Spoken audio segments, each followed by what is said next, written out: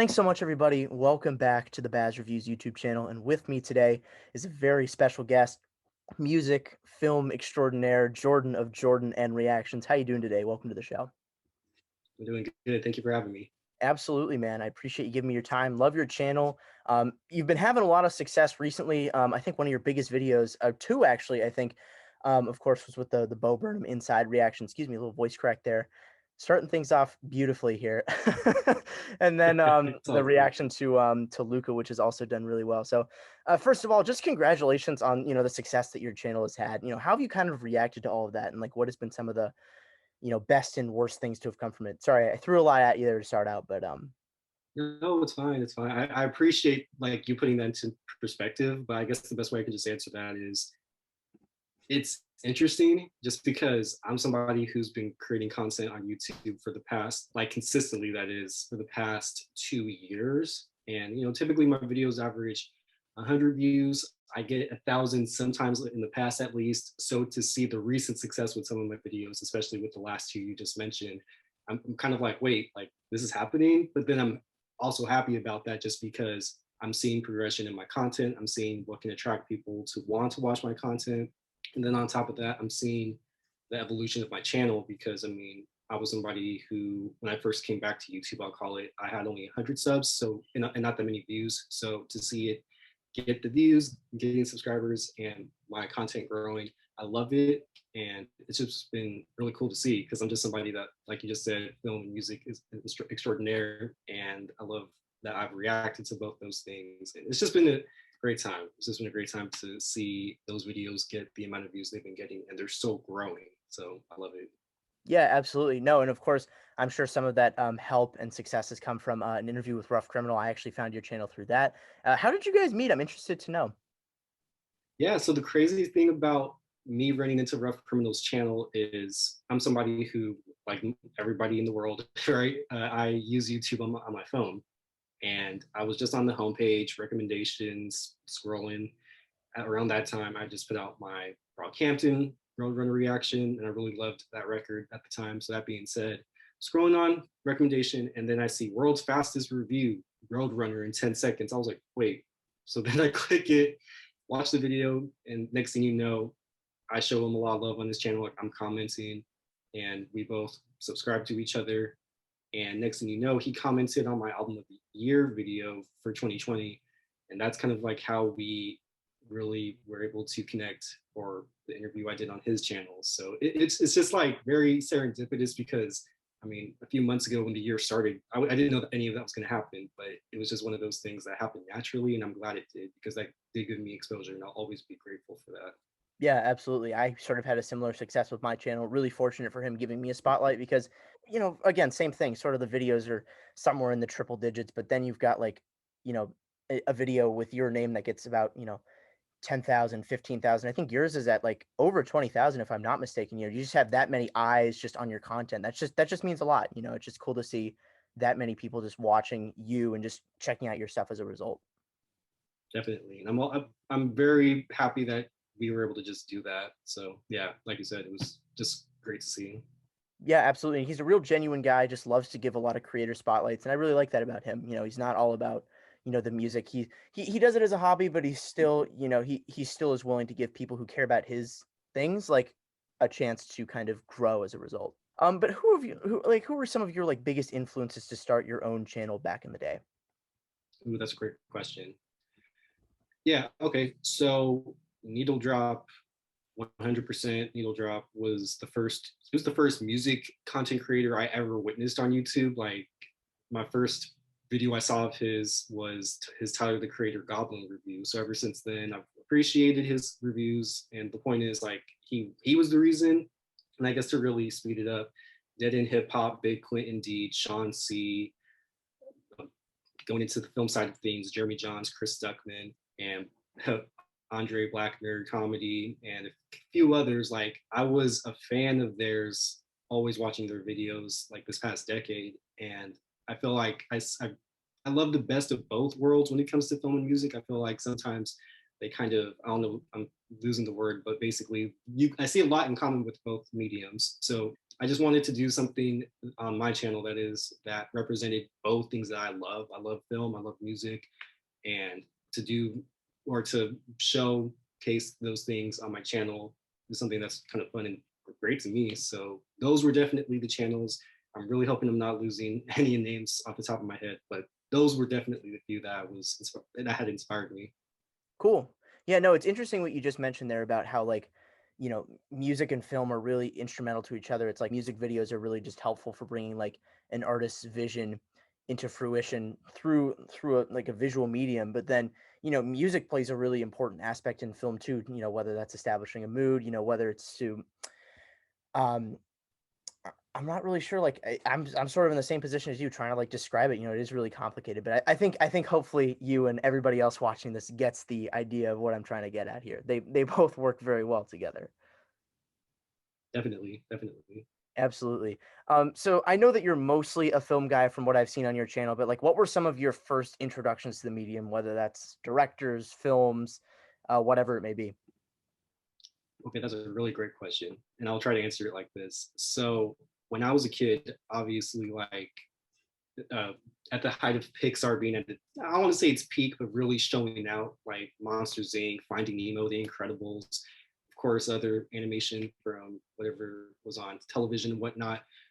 That kind of introduced me to storytelling, but then going into the film side of things, I really enjoyed Quentin Tarantino's movies. I was way too young to be watching those. Like Kill Bill, I saw when I was like 11, but at the same time, I'm happy that did happen because that introduced me to Quentin Tarantino's work.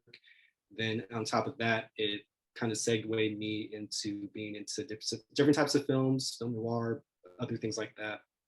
And over and above all, I want to say my real true love of it came from directors like Quentin Tarantino, Spike Jonze, Spike Lee, John Singleton, Steven Spielberg, just to name a few. I could definitely name a whole lot more, but I mean, oh, and also Christopher Nolan. I have to put him in there because when I saw The Dark Knight Rises, a film that some people are definitely split on, when I saw that in theaters, that made me say, you know what, I want to try to do something like this one day. And my love of film has always kind of grown from that ever since I was a child slash early teen.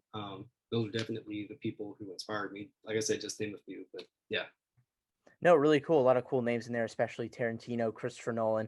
I find a lot of his films to be kind of confusing, but he's still a really talented director, does a lot of great work, and it's just fun to always just see what he's able to pull out of his sleeve. I have not seen Tenet yet, unfortunately. I'm a bit behind on like the newer stuff, but no, I mean like a lot of his older stuff is like decent, like Memento is really cool. Prestige was a little hard to get into, but still good. Inception's probably my favorite, and then The Dark Knight's at two. But yeah, no, but I don't know. Thoughts on Batman Begins? I'm interested to hear because I found it to be a little like hard to follow as because it was an origin story. I felt like it wasn't really done right. I mean, this is coming from somebody who the first time they saw it, I was not a fan of it at all. I was just kind of like, okay, like because I saw Dark Knight first. I think for a lot of people out there, for some now, I was introduced to Dark Knight first. I went back to watch Batman Begins, and what I'm saying is, I was like, what? That wasn't no Dark Knight. No wonder Dark Knight did so successful because it was so much better. But on top of that, going back to the film, I've seen it like a few times, and my point is, I appreciate it for what it is. I don't think it's the best film in that trilogy, but it's a necessary film to watch, to appreciate, to love. Yes, it's not super exciting. It's not even super engaging, but I feel like a lot of Nolan's films, some of them can be dense. So I think that movie was a prime example of this is a Batman origin story being told to you not in a typical origin story way. Because prior to that, we had Spider-Man, it wasn't an origin story, but we even have Batman by Tim Burton, just to name a few. And so, yeah, I love that movie. I can understand why some people aren't the biggest fan of it, but I definitely love it for what it is, and it's a classic in my book. Fair enough. Fair enough. But here's an interesting kind of question here. I was keeping on the subject of film. So if they made a Yeah. movie about your life someday down the road, like who would you pick right now to cast as you? That's a great question, bro. I'm trying to think. I thought you were going to ask like, who would you pick to be the director? Because then I would have said Spike Lee. But in terms of somebody who I would want to pick as me to act as me or my life story. Oh, that's a good question, bro. This may have to be a question we have to like come back to later on, and I'm going to be thinking about this because it's not every day I get asked this question of who would you choose to pick as a your biopic actor. Oh my gosh, yeah, I'm gonna have to go back to that one because All right, I could that's choose a fine. lot of actors, but I mean, I think actually, you know what? For the heck of it, why not? Right? Like, I mean, I'm a huge Michael B. Jordan fan. I wouldn't necessarily pick him as like an act, like my dream actor, but just off the top of my head, I really am a huge fan of every movie he's done for the past decade. I really love Fruitvale Station. I really loved him in Black Panther, Creed. I wasn't the biggest fan of this movie itself, but Tom Clancy's Without Remorse on Amazon Prime, I really loved him in that. So, I mean, I'm sure once it got to like the adult years, I would love him to play me in that. But yeah, he would be an actor I would definitely choose as a contender, but not like the dream actor, just off the top of my head, that is.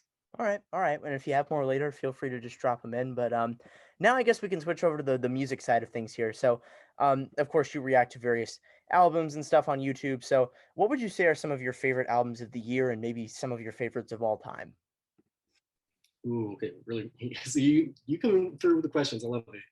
So, okay, I'm gonna say "Call Me If You Get Lost" by Tyler the Creator. Huge fan of that. I know it just came out, but still, like, it's good music. Rockhampton's Roadrunner, J. Cole's The Off Season, Benny the Butcher's The Plugs I Met Too, Mac Hami's Pray for Haiti. It's funny because this next album, you didn't give it the score that I would have given it, but Olivia Rodrigo's Sour and Jasmine Sullivan's Hotels, like those projects all together. Oh, and Slow Time. I'm forgetting the name of it. It's And I'm a Tyron. huge fan. Tyron. Tyron, yeah. No. See, I listen to a lot of music, so like of course, like I didn't even think about that. But yeah, Tyron, that's a really good one too. And that's just to name a few records. In terms of my favorite records of all time, and I feel like people get or know some of them just because of my reactions and me showing my vinyls. So, I mean, obviously, Kid See Ghost by Kid See Ghost, Michael Jackson's Thriller, Off the Wall, Kanye West, The College Dropout, Jay Z's The Blueprint, Jay Dilla's Donuts. Who else? I'm really trying to yeah, Justin Timberlake's Future Sex Love Sounds, and Frank Ocean's Channel Orange. Oh, and The Diary of Alicia Keys by Alicia Keys. Like those definitely, I mean, I'm only naming a few records, but those really add to my taste and what I love. I mean, of course, also Kid Cudi's Man on the Moon, Nirvana's Nevermind, and like these are just Daft Punk's Random Access Memories. Like these are all albums that just for the time being I'll name because they really culminate or culminate. They really add to like all of what I love when it comes to my taste and what I enjoy. I grew up on diverse music, really leaned more towards on the to the hip hop and R&B side of things, but those all would definitely be the albums that made me love and appreciate music. Just a few that is. Cool. Yeah, no, a lot of interesting takeaways there. Of course, you mentioned my review of Sour. I think it was a fine record. It did its job, but I feel like I said in the review, if you haven't seen it already, it just felt like I'd heard one too many artists do the sounds before, which I felt like. I mean, she did well enough, but I want to see what she'll do on her next record to really have me be sold on her as an artist. But we'll see. I think the singles, I don't know what your thoughts on the singles were, but I was not a fan. I'd say probably Good For You was my favorite of the three. Yeah, driver's license I was not a fan of when I first heard it. I was just kind of Same like, here. Same okay, here. yeah, well, I was just like, why is everybody hyping up this song? Because like you said, like we've heard something like this before. Then I didn't hear any of the singles after that. I was just kind of like, okay, like I'm not a big fan of her. But then once her album did come out and it seemed like the internet was like talking about her left and right, I'm like, okay, let me give Sour a chance. And I enjoyed it a lot. Now, granted, I agree with you too. I do hope her next album, or yeah, I do hope her next album does kind of sounds similar or very it has the same type of sounds that Good For You and Brutal had because she really nails the punk sound. I really love when she does that. But when it comes to some of the ballads, I'm like, okay, wait, I can take or leave some of these, but the songs like Good For You and Brutal, like those are definitely two of my favorites. But I could see why you would feel the way you feel about it. Yeah, that's fair. And of course, I don't know if you saw my review on the off season. Was not a big fan of that. I don't know if you took that to heart or not, but um, yeah, no, I don't know. I just feel like I'm not the biggest J. Cole fan personally. Never have been. I just feel like with this one, it just didn't have that much impact to me as a listener. So, take that with what you will. I'm not the biggest fan. I'm not like a religious listener of his discography. I've, listened to his all of his albums maybe once or twice. But this one I was just like, like I was just there just wasn't a lot there to really keep me like engaged as a listener. No, yeah, I mean, one thing I will say about that is his mixtapes. I mean, obviously Friday Night Lights, The Warm Up, like those are definitely two of his best essentials. And yes, his albums, like for me, I love a few songs here and there from his albums, but then sometimes I'm like, okay, I could do without this. But the point, 2014 Forest Hills Drive, definitely an essential. But at the same time, seeing as how you're not the biggest J. Cole fan, it makes sense. And even with the off season, um, I mean, it's not a huge groundbreaking record, but for J. Cole, I feel like it is. So, I mean, once again, I mean, it's to me a great record, but I can see why it wouldn't be like a great record for a lot of people. Fair enough. Fair enough. Yeah. No, and of course you mentioned Mockhammy, you mentioned Brockhampton, both albums I liked a lot. I'll be dropping a Mockhammy review for the July month in review, but it's already up on my album of the year if you're following that or not. But yeah, but no, some of your album picks like of all time were interesting too. I liked how you mentioned Channel Orange instead of Blonde. I respect that. I'm a big like Channel Orange like supremacy kind of guy. Like I think a lot of people overhype Blonde.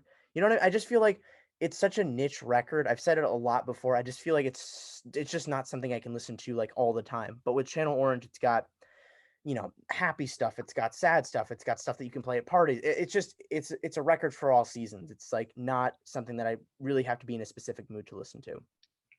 I agree. And Blonde, yeah, someone had said, I think it was Dead in Hip Hop, but they had said once, like, yeah, Channel Orange, I could play like while I'm driving on the freeway and, happy that I'm enjoying my trip. But Blonde, if I put on Blonde, I'm going to want to crash off the freeway because it's so sad. Right. And yeah, I mean, it's definitely a record I only listen to when it's the anniversary, but I appreciate it a lot for what it did.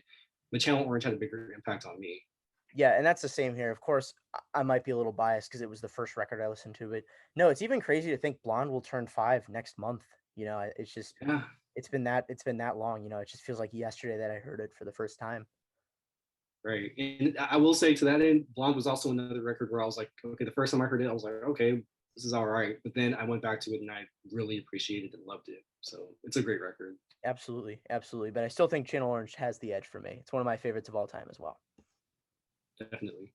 Yeah. So another one of these thinker questions here. Sorry, I hate to keep putting you on the spot, but if you could pick one song to describe your life, what song would you choose and why? Oh my gosh. Yeah. Mm, yeah, you really got me like on the hot seat with this one. Because then it's gonna be funny. I'll watch this and I'll be like, dang, I should have chose that one. But I'll choose. This is definitely like a wild card pick, but I'll choose Through the Wire by Kanye West. Good Um, pick. Good pick. when I thank you, yeah.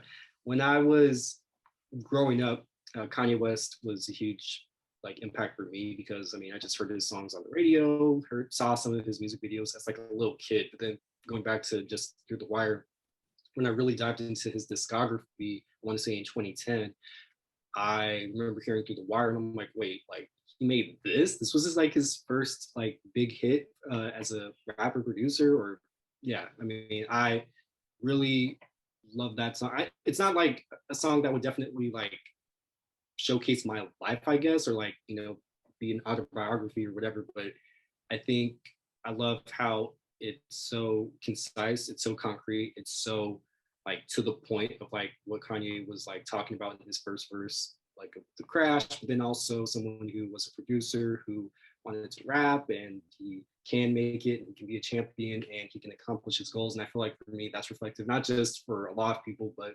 me more specifically because I'm somebody who's, like most people has gone through a lot, but I overcame, I persevered, I've been triumphant in a lot of things, and it's shown improved in like what I've accomplished so far in my life, and YouTube is definitely one of them. So Through the Wire by Kanye West would definitely be a great pick. I would choose that one. Very well said. Very well said. So I guess to keep on the YouTube side of things here, what's like your process for making a video, and what do you think makes something reactable in your eyes? Yeah, so I'm gonna answer this in two ways, and I hope it makes sense. So when it comes to a music reaction, which I only do only sometimes, but so when it comes to a music reaction, when it comes to this past weekend with my Tyler the Creator Call Me If You Get Lost vid, my process is just like going into it, having moderate expectations, but then also coming into it like, okay, let me just, if I like it, then I'll let it be known. If I'm not the biggest fan of something, I'll let it be known. And then after I've finished filming that, I just edit it and I hope for the best in terms of like how it does. And yeah, that's how it is with my music reactions. But when it comes to my film reactions, which I've kind of realized these past few months I love a lot, I just set up my laptop. I also just have my camera on me and I like my music reactions. Hope for the best. I'm hoping like, okay, is this movie gonna be good? It's gonna be great. I'll let it be known whether or not it is for me. And that's definitely like my process for making those film reactions. It's very similar to my music reactions. The movie reactions though can be also tricky sometimes because it takes longer to edit because I have to link the film like itself, the screen recording to me. And then on top of that, recently, I mean, I'll just let it be known. I record off my iPhone for audio, and I'm trying to link the audio, the video of me, and the movie, like all of that together. And it's definitely a long process, but then it ends up being worth it. Kind of like with the two videos you brought up earlier, it's been worth it all like recently. So that's definitely like a process when it comes to my music and movie reactions. Kind of a similar question here. Like you kind of mentioned these last couple videos. Would you say like they've been like the favorites that you've ever made? Like, and like what have been some of your favorites ever made if those aren't those? And like, I'll ask you the flip side as well. If there was one video you could delete, redo, whatever it might be, like which one would you pick and why? Really great questions, bro. So yeah, the Bo Burnham and the Luca video, those were great, and I really love those videos. But I'll say Mitchell's versus the Machines reaction was a great video to make. What else have I made? I really love my Spotify Wrapped reactions, just because I mean I didn't know the first one was going to be moderately successful compared to my other videos. But that's always fun to like react to like what I was listening to, and I know in 10 years I'll watch it like, oh, that was fun. Like that's what I was listening to. That's great. As like a time capsule. And I'm trying to think of one other video. I mean, I took this video down because like I want to redo it. Not that's not answering the question of oh, was there a video you would want to remake? I mean, I'll probably bring it back up, but my Blu-ray collection vid was very fun to do. But because I bought more Blu-rays, I'll probably redo that one also. But is there a video I wish I would have like just deleted or not delete? Like, is there a video I would redo or take down? Yeah, I mean, probably my yeah my Coming to America reaction just because like that movie was like not that good, and I feel like I'm not saying I wasted my time, but it was just like wow, this was like another comedy sequel. It wasn't that good, and it kind of shows my reaction, and I'm just hating on it. And I try my best not to hate on movies typically. I mean, if it's a bad movie, I'll let it be known, like I said. But yeah, I was like so looking forward to it. I'm a huge fan of the original. So to like watch it and be like, man, what was that? What was this? I was like dissatisfied, like for the most part with my video, kind of, because I'm just like, I'm just hating on this movie. But yeah, that's in a nutshell, like what videos I love and probably video I'll just redo or like take down. Yeah. No, and even like I don't know, I wasn't a fan of the original Coming to America, so like I wasn't really expecting much with the second one. I was just Eddie Murphy's really old, Arsenio Hall's really old. I mean, like, are you really expecting it to be as funny as it was? Like, that's the thing with those like movies that take like years and years and years and years to just make again. They're just never that great. Even recently with like the Friends special, it's like all fake. Like that, like same sort of ingenuity that goes into it. Like it doesn't feel real, like, they all just feel like they're just there for the money and nothing else, which kinda sucks. No, definitely. Yeah, and I mean, even to that point with like Friends, I mean, that's why I appreciate Jerry Seinfeld for like not wanting to do a Seinfeld reunion, because one quote he said that I love is him saying, they always say give the people what they want. Well, I'm on the side of don't give the people what they want because it probably wouldn't be genuine, all for the money, and yeah, I mean, even like on the subject of that, Dumb and Dumber 2, Anchorman 2, like they don't live up to the first ones. So for Coming to America, I should have expected it to like not be that good, but I thought it would be. But yeah, it just wasn't it to me. I'll say Dumb and Dumber 2, it's bad, but it's like it's a funny kind of bad, you know? Like, yeah, it took 20 Oh years yeah, to make it again, but it's like it can be enjoyable in parts. It's not like a terrible sequel, but yeah, definitely they like, Jim Carrey and Jeff Daniels were not there like doing it because they wanted to, just for the money. yeah, definitely not. Yeah. Just for the money. Exactly. But I guess speaking of celebrities and actors and musicians and stuff, so you've met a lot of them in the past. I think like J. Cole, Corday, I don't know, Boots Riley. Like, tell me about those experiences because that's pretty incredible the amount of people that you've met over the years. Yeah, so when it comes to like those last two interactions, I mean, they were definitely like just they were guests for my school. Like they Corday performed, Boots Riley he gave a speech, and I didn't expect to like him doing a last minute meet and greet, but yeah, that's just kind of like how those happened. I'm grateful that I was able to meet them, and they were cool people. But J. Cole, and I've been wanting to make a video about this, but I'll say the story just real quick. I saw him at his KOD tour and I was like really loving the performance. But I had seen on Instagram and a few other social sites that he was meeting fans. I'm like, wait, I want to try to figure this out. I had asked security, like, oh, is there a way I can meet him? They're like, oh, no, you can't. I'm like, oh, okay. And as I was leaving, one of my buddies that I went with to the concert, he had said, like, well, there's people waiting by his tour buses if you want to do that. I waited, I waited 2 hours for him after the concert with all these people that I just met. And next thing you know, his security had said, like, well, you can meet him, but like, just say hi or give him a handshake or a dab, whatever. But like, he has to get going to his next show. And that was definitely a top moment for me because I mean, I'm somebody who has always loved music as a kid. And to see one of my favorite rappers in person, he's such a super cool, great dude. And it's somebody I was like a fan of ever since I was like 13. I'm like, wow, like this is like a full circle moment. So that's definitely a top moment in my life, like to meet him. And yeah, just meeting any other person or celeb or artist, like it's just been kind of serendipitous, but it's been great because like even on my Instagram, those people are on there, but I definitely have some others where I'm like, oh, I'm gonna keep this to myself, but still great moments. Yeah, that's awesome. Would you say that's one of the best concert experiences you ever had, or is there something that tops it? Okay, I'll say, yeah, that's definitely one of the best. Like we're talking about concerts, right? Like just the KOD tour, or Just like just any when it just comes. any concert. Like, would you say that was the best one you ever went to? Because that was my kind of my next question. Like, what's the best concert experience you've ever had? It seemed like this one was the best, but I was curious to see if there was anything that topped it. If I could just narrow it down to three people, I'll say Tyler the Creator when it came to his Igor tour. His Flower Boy tour was really good too, but Igor I really love. Kanye West for the St. Pablo tour, even though that was the show where he announced he would have voted for Trump, and I still love Kanye regardless. So there's that.